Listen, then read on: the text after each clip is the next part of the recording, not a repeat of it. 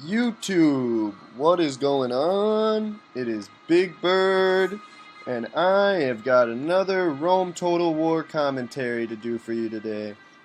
This battle, I believe, was a 10,000 denarii battle. This is a four-way free-for-all battle, and this takes place on the grassy flats map, my least favorite map of all time. Anyways, I will take you over unit composition real quick here, and then I will show you what factions are all in place, and then we'll get this battle started for you. So, as you guys might have already noticed, I have chosen the faction of Macedonia today. My unit composition consists of the following. I have 4 sets of royal pikes, which are gold, silver, gold attack, silver defense. I also have 2 sets of royal pikes with no upgrades. These are currently in reserve, but we're going to do something very interesting with them later. Now, for my cavalry, I see the battle's already started, so I better hurry up. I have 2 sets of light lancers, which are silver upgraded, and I have 2 sets of praetorian cav, which are gold silver upgraded. Now, in the battle with us today, we have looks like the Seleucid Empire, who has brought in 5 sets of heavily upgraded cataphracts and a set of scythed chariots. We have Red Rome over here, who looks like they have brought in a lot of urban cohorts with some Roman cav and some archers. And Purple Rome over here, which is who I am advancing to, has decided to bring 4 sets of urban cohorts, silver upgraded, and some legionary cav, which are silver bronze upgraded. Not the greatest army for today, if I do say so myself. In my own opinion, I have probably fielded the most viable army for 10k here. And yeah, so I've decided to march away from Seleucid because cataphracts scare me. You're pretty much guaranteed to take a lot of casualties if you're fighting cataphracts. Still working on my methods of defeating those guys. If anyone has any advice for taking down those cataphracts, I'd love to hear about it. But anyways, so you can see here, I'm just going to advance towards purple here. Slowly but surely. He seems like he's going to just let me march up on him.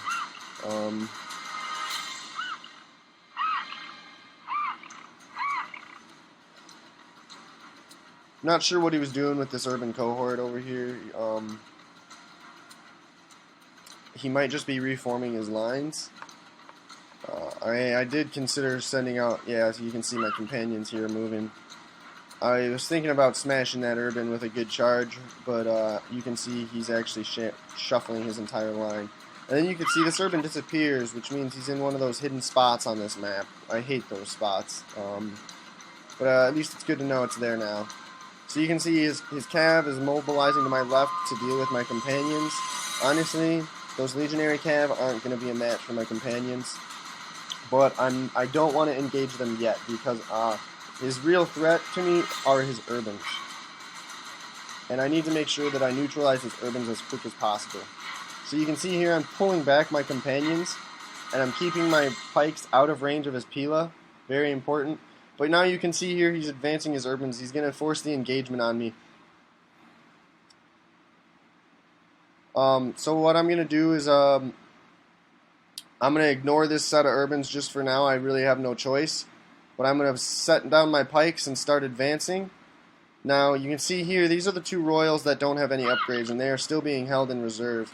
My light lancers over here are going to be sent to deal with these legionary cav and to hopefully hold up these urbans on the left. But you can see here, my royals are moving towards the flanks, which, if you remember, his legionary cav is positioned right here. There they are. So I'm going to issue a charge order. They're going to charge forward. And open up this beautiful little alleyway for my companions to slip behind his army. So there I get a decent charge into the side of his urbans. My royal pikes actually managed to rout one of his legionary cabs. I pull out my companions after that quick charge, but and then I follow it up with a secondary charge. Now you can see here we've actually pretty much exchanged blows though. My general's unit is getting surrounded. He just got a charge in onto my units, but I am hammering his left flank right now, as he is doing the same to mine. You can see there my general's routing. Unfortunate, but there's nothing I can do about it. I answer back with another charge to his urbans. And then I'm going to use these light lancers to keep his legionary cav away from my infantry. You can see here he almost gets another charge in, but thinks twice of it, which was probably a good decision. I'm still trying to route these urbans in the middle, and they're proving to be a tough cookie to crack. I'm trying to provide relief to my left flank, which is totally collapsed at this point. So I had to sacrifice one of my sets of companions just to hold those urbans in place to prevent my line from being surrounded. Now you can see I've had to give up on my charges to these guys and just all out surround these urbans. Again, trying to prevent these urbans from surrounding my phalanx. I have to commit all of my cav again. Finally get these royals in a position to defend. You can see there he gets a very nice charge on the rear of my royals, but they hold. My companions route here. I've still got one set of fresh companions and a healthy set of light lancers, which are coming just in the nick of time. You can see here one set of my light lancers is dealing with these legionary cav. And you can see I finally get a rout in the middle. Those urbans finally rout. So that finally breaks his line. He's still got some cav. But I'm now going to turn these pikes to face this charge, I believe, or they'll just take it. Oh well. But you can see here those pikes do rout. But now he's got his horses in a pretty vulnerable spot. However, he does pull them out pretty well. And he still has he still has 3 sets of urban cohorts here, which are in pretty healthy condition.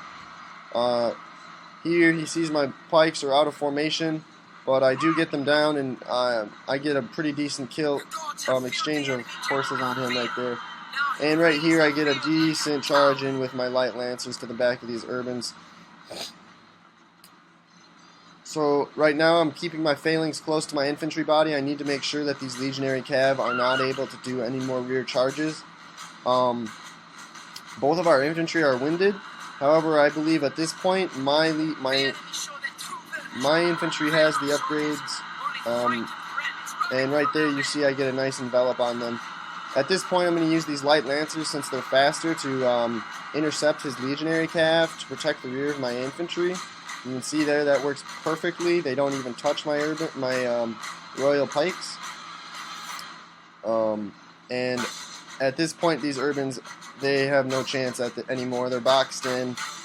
Those legionary cav actually did manage to rout my light lancers, but the good thing about that light lancer maneuver that I did was it took away their charge. With their charge, those royal pikes probably would have broken immediately. Whereas at this point it's too late. You can see his legionary cav, they took too many casualties and now they're routing, and that causes a chain rout. And that's going to take care of Purple Rome for me. Now, you can see over in the distance, the only banners that are still in the air are red banners, which means the Seleucid was unsuccessful against the Roman player. So I'm going to reform up here. All I've got left after that bit of combat is 2 sets of pretty healthy pikes and one depleted set of pikes, which are down to 21 men. However, the problem is here, I do have one issue still, and that is this unit right here with 67 pikes, one of my healthier units, is one of my unupgraded units, the units that I had been using to kind of create that shield wall against his cav. Now I'm going to form up here and start marching towards red, and while that happens I'd like to talk about what went well and what didn't go well in this battle over here. So what went well, so my plan going into the battle was to have my 4 upgraded pikes be my infantry corps and hold my opponent's infantry in place, while those 2 unupgraded pikes were to pretty much create a wall against his cavalry so my companions could slip in behind his line and smash his urbans from behind, which you could see I executed okay. It was okay. I got a little excited as I came around the corner and charged his flank instead of his rear. I forced those companions all the way through and then struck from the back. But you can see here, it was an efficient tactic. I did manage to win. His legionary cav would have been outgunned against my companions either way. But the fact that I was able to totally bypass the cav battle, hold his cavalry in place with my pikes, and slip my companions behind his line, and start my hammer and anvil strikes literally as soon as the sarissas met his gladiuses,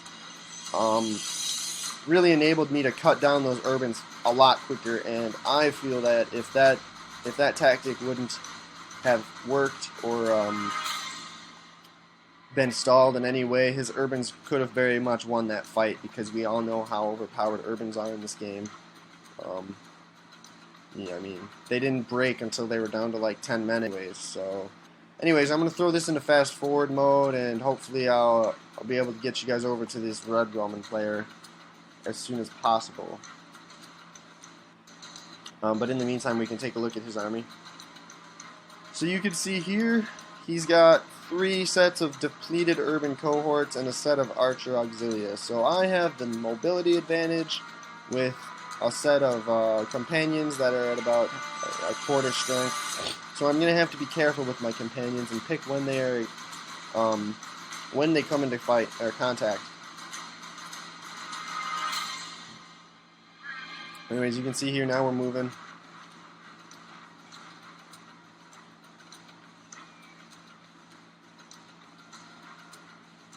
And at this point, I'm just kind of resting my men, getting ready for this. I have no idea if he has Pila left over. No idea if his archers still have ammo. But what I do know is I have a mobility edge. And I also know that I have an infantry numbers edge.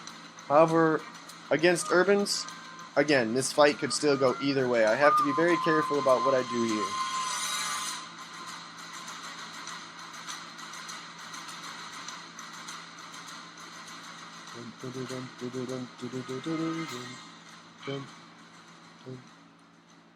So yes, I'm just resting here, planning on how I'm going to do this attack. So you can see here I took my set of 67 royal pikes, which are unupgraded, and I put them on my front line. Now the reason that I did this is I've decided that, okay, obviously the most dangerous element to my infantry corps at this point would be the fact that if these urbans have Pila, that's going to be devastating. So what I did is I took my least expensive unit, my royal pikes with no upgrades, and I've spread them as thin as I could, and I've put them on my front line. And their job is to soak up Pila at this point. You can see here I send a cav charge towards these urbans. My companions start taking archer fire, so I decide to wheel off, especially since he decides to pull them back. Here I'm going to take advantage of my mobility edge, and I'm going to set up to make sure that my companions are ready for a nice charge when my infantry corps gets there. You can see with my opponent's infantry, he's already planned to flank me. It appears that he thinks that I'm going to march straight into this hole, which is pretty much what I'm going to do. However, you can see here he's leaving his least, one of his weaker sets of urban cohorts on this flank to try and take my flank. So what I'm doing, I'm going to advance forward.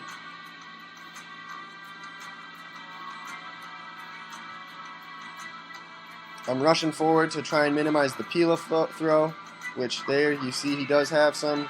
Sorry guys, that's my phone. Anyways, they only get about 1 or 2 Pila throws off, and I get my javelins down. You can see here this one on the flank really does knock my pikes down to 9 men. They did a great job of that. But my royals are able to hold them just long enough for my companions to come and get that very nice hammer and anvil strike to the rear. However, they don't rout right away, and you can see here my front line of royals have now broken. I'm going to send in my reserves, and thankfully enough, they are able to pin both of these urbans in place as my companions are able to finish off these urbans. Now I'm going to charge. I'm heading using my companions to head to the rear of his army and charge his archers. I see his archers are fleeing me, so I don't even want to deal with that. I'm going to charge his infantry corps right away. I need to break this line. So I hit the line once, don't get a break on it, lose a few horses on the charge. Now I decide it's time to deal with these archers. So I'm going to deal with these archers and hope to God that these royal pikes can hold long enough against these urbans, which I believe they can, but you can see there, this is what I'm talking about. Those urbans were almost disengaged by without any problem, and they're down to 12 men. That's a little ridiculous in my opinion.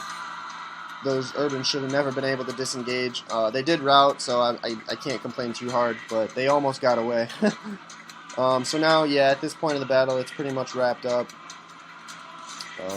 But, of course, since these guys are urbans, they're going to fight for the last man, pretty much.